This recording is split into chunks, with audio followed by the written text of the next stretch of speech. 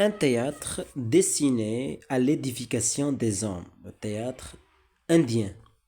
La dimension rituelle du théâtre est corrélée à sa dimension morale. S'il a été conçu au ciel pour la distraction des dieux, sa véritable finalité est l'édification des hommes sur terre. Le mythe de fondation est à la fois explicite et insistant sur cet aspect. Quand Brahma crée le théâtre, le Kertayuga est révolu et l'on est entré dans les âges intermédiaires, ceux de l'épopée et de la confrontation entre les dieux et les démons, qui prélude à l'avènement du Kali Yuga, l'âge des temps présents. C'est une période de déclin du dharma. Les hommes, aveuglés par l'ignorance, s'abandonnent à leur passion, obéissent à la loi des rustres et renaissent Sudra, ce qui leur interdit d'entendre le Veda et d'y recueillir les enseignements qui les remettraient sur le droit chemin. Ce Veda, c'est un livre sacré.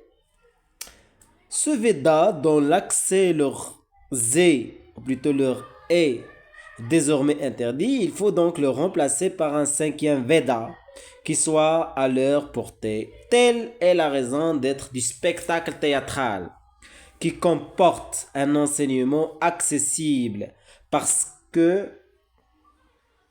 parce que parce qu'exploitant non seulement les ressources de la parole, mais aussi tous les prestiges de la scène. Le geste, la musique, etc. Ainsi, le contenu de l'enseignement qu'il cherche à transmettre sera-t-il mieux et plus aisément perçu. D'abord parce que le concours des divers modes d'expression, la parole et le geste, soutenu par la danse et le chant, rendra le message plus clair.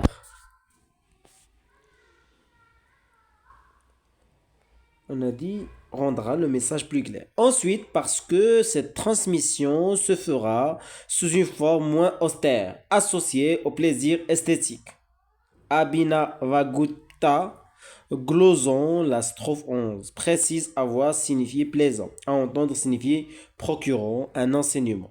Le sens est donc qui offre plaisir et instruction. L'exemple de la musique, vocale et instrumentale, omniprésente au cours du spectacle, est éloquent. Elle est destinée à faire fondre le cœur du spectateur afin de le rendre perméable au sens et à l'émotion, plus que ne le ferait la simple récitation du texte. On est à l'opéra. Un tel art agit comme un Veda, mais il s'adresse indistinctement à tous les Varnas. Les intrigues des pièces de théâtre, en effet, proclament toujours l'ordre parfait de l'univers, en relatant des restaurations exemplaires du Dharma dans un âge de décadence. Elles commencent par une anomalie, une rupture, une déchirure dans l'ordre dharmique. C'est sans doute la raison pour laquelle l'épopée leur sert si souvent de toile de fond et aussi raconte sur le mode narratif l'action salvatrice d'un héros qui rétablit le dharma et instaure un règne au cours duquel il en assurera le maintien. En souverain idéal, cette déchirure peut prendre diverses formes. Une catastrophe militaire et politique, une intervention démoniaque, une princesse perdue, et entrer incognito et ou plutôt au gynécée, un roi qui n'a pas de fils pour assurer le culte des ancêtres et perpétuer sa lignée, etc. Dans Shakuntala, c'est d'abord un problème de cet ordre qui d'emblée est posé. À l'instar de nombreux souverains de la lignée des Kuru, en cette période de crise, Dushyanta n'a pas de fils. Dushyanta, c'est un roi. Dushyanta n'a pas de fils. Un ascète, au début de la pièce, prédit qu'il en aura un, qui conquérera le monde. Acte 1, strophe 11. Puis, à l'acte 4, la négligence de Shakuntala lui vaut une malédiction qui la condamne à n'être pas reconnue par le roi. Oubli qui prive celui-ci, momentanément, du fruit de son union avec la princesse. Le développement de l'intrigue viendra réparer, grâce au pouvoir d'un anneau talismanique, cette double déchirure. On remarquera qu'entre-temps, Dushyanta, la princesse Dushyanta, est invitée à protéger les sacrifices des ermites contre les démons voleurs d'offrandes. C'est comme une mise en abîme, le théâtre dans le théâtre, la mise en abîme. C'est comme une mise en abîme du schéma atteinte au dharma, réparation qui est en œuvre dans la pièce. Le processus de reconnaissance joue presque toujours un rôle important. Si le mal survient, c'est en raison de l'ignorance des hommes. L'intrigue, en les conduisant à déchirer le voile de cette ignorance, amène le dévouement heureux. Quand la princesse qu'on croyait perdue est reconnue dans celle qu'on croyait une servante impudente, quand le roi, aveuglé par une malédiction, retrouve la mémoire et reconnaît la femme qu'il a aimée, après avoir reconnu le fils qu'elle lui a donné, le dharma est rétabli et les spectateurs sont édifiés, en même temps que les protagonistes se trouvent éclairés. On l'a compris, le dénouement d'une intrigue dans le théâtre indien est nécessairement un dénouement heureux, et la tragédie est structurellement impossible. Cette nécessité repose sur la fonction didactique et morale de la représentation.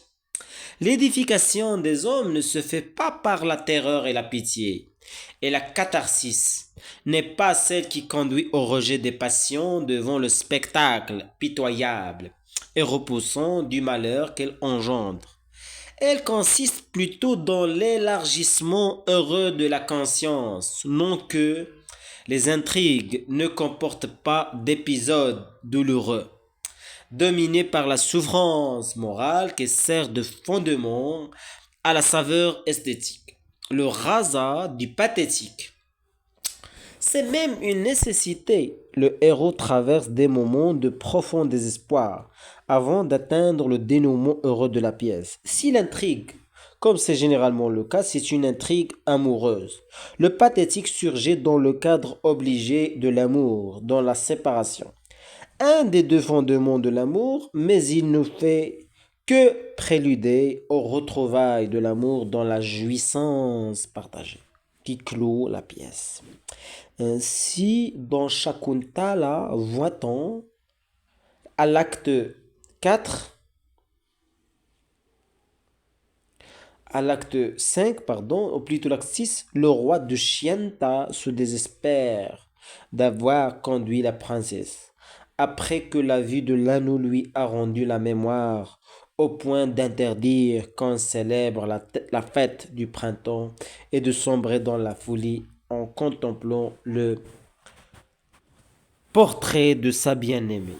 Mais à cet épisode succède la joie des retrouvailles du dernier acte, une représentation du monde. On va parler de cela dans la vidéo prochaine.